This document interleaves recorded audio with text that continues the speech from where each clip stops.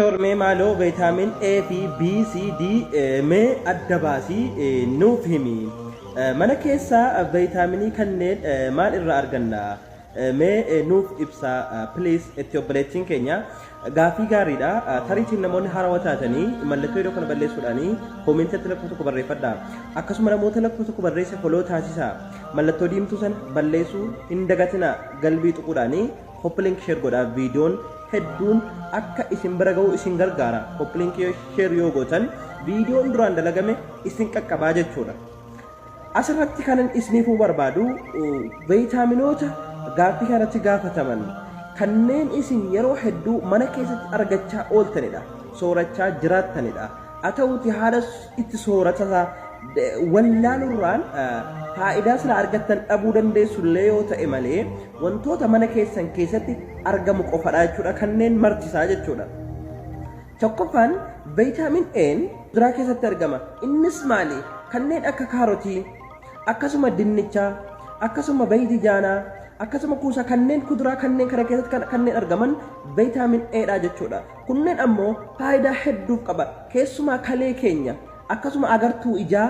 akkaan fakkeenyaaf ija yeroo galgala agarre yeroo waraqaa garaagaraa laalfansin agarre viitaamin A haalaan fayyadaa jechuudha viitaamin B ammoo kanneen akka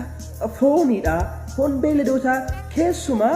kanneen akka foon qurxummiidha akkasuma foon horii garaagaraas haa ta'u foon beeladootaa keessaa kanneen argaman viitaamin B dha jechuudha akkasuma killee wal qabatee viitaaminiin kun ijaarsa qaamaa keenyaaf wantoota garaagaraatiif nu gargaara jechuudha waan kana tariitiin haalatti fayyadamasaa wallaalurraan malee waanuma nuti fayyadamaa jirrudha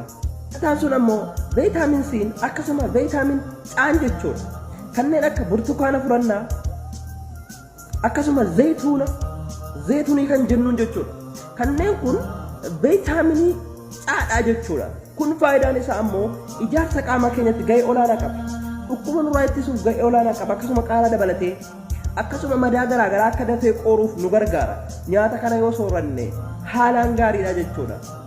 kanatti aansee viitaamin D akkuma duraan dubbanne keessatti foon qurxummii keessatti illee ni argama akkasuma killee keessatti illee ni argama viitaaminoota asirratti sarraa'e kana wannoon mana keenya keessatti argannu qofadha akkaataa fayyadama isaa ammoo barsiiseen ture itti fayyadama